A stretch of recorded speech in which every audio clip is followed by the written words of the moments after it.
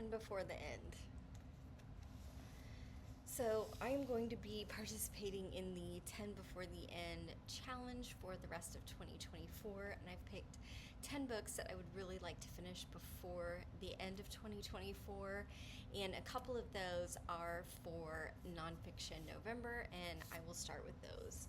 The first one is Madame Restell, and I picked this up at the bookstore solely based on the description. It was at a local bookstore that had it on a display case a couple of months ago. This is by Jennifer Wright, and it's the life, death, and resurrection of old New York's most fabulous, fearless, and infamous abortionist. So I'm really excited by that. Katie Couric has a little blurb on the front. It sounds very, very interesting. I haven't heard anybody talking about it or anything about it, so I'm very excited to dig into that one. And then I also have The Demon of Unrest by Eric Larson.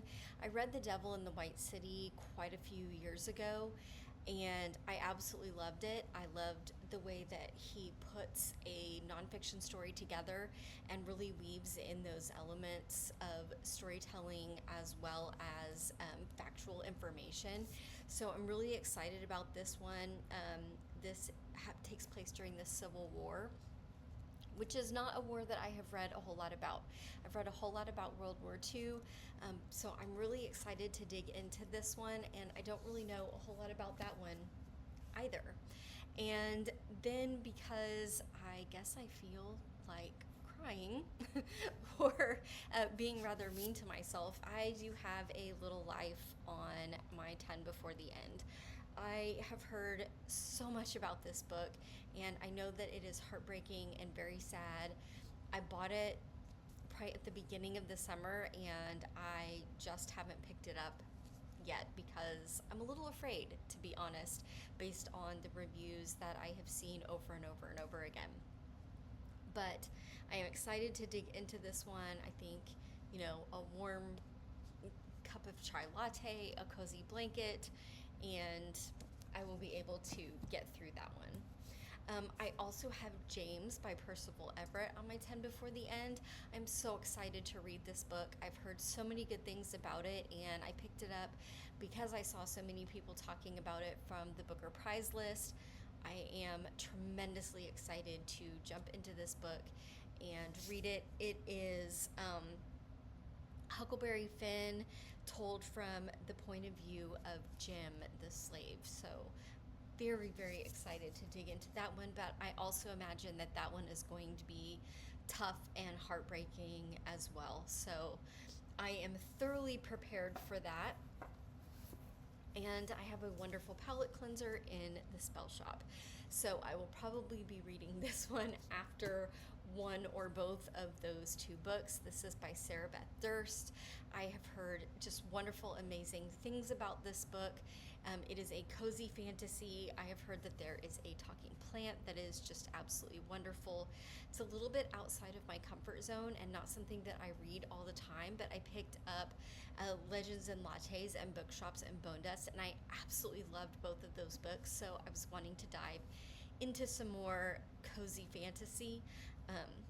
The romance isn't really necessarily something that I read very often, so I'm very excited to dig into this, and I think it will be lovely to read something sort of lighthearted and fun after A Little Life and James, which will not be lighthearted and fun. I also picked up at a recent book event Joy Harjo's Weaving Sundown in a Scarlet Light, 50 Poems for 50 Years. Joy Harjo is a 3-time poet laureate from my home state of Oklahoma, and I absolutely love her poetry. I have been enjoying it since the mid to late 90s. I don't remember when she first came to a poetry class that I was taking in college, and she just was so inspirational, and getting to meet her again, so many years later was absolutely fantastic. I did get my book signed, so that is super awesome. So now I have a couple of signed books from Joy Harjo, but I'm really excited to dig into this, and this will probably go from now until the end of the year because I really like to read poems several times, sink deep into them, and really spend time. So poetry collection is not something that I just sit down and read through. I like to sit with each poem for a while. Then I have on the list Donna Tartt's The Secret History. I don't know why, with my love of dark academia, that I have never read this book before. I have a feeling that this will make my college envy a little bit worse because my oldest son is currently in college and I have had severe college envy since he went last year. I would love to go back to college and be in that environment. So instead, I will read The Secret History. I have already started it, but I've only made it through one chapter so far. So I'm really excited to continue that.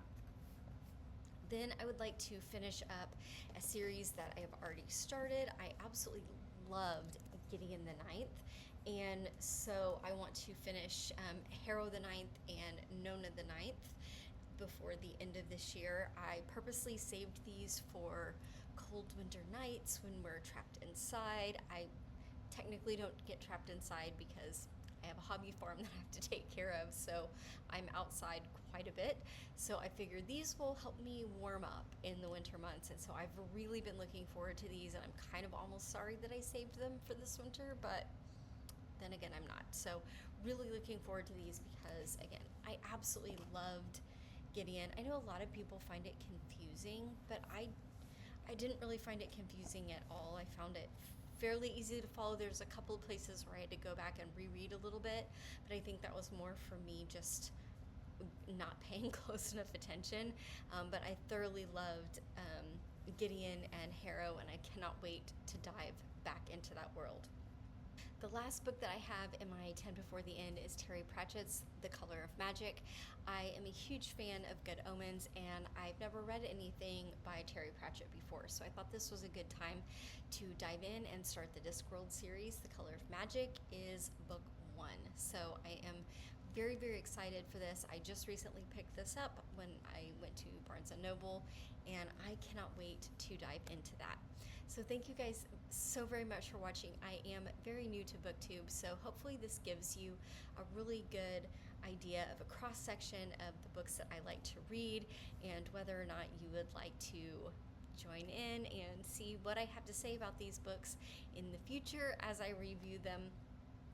Thank you so much for watching. Don't forget to like, subscribe, follow along, hit the alarm bell. I know there's all sorts of things that you're supposed to press, and I would love, love, love to talk books with you.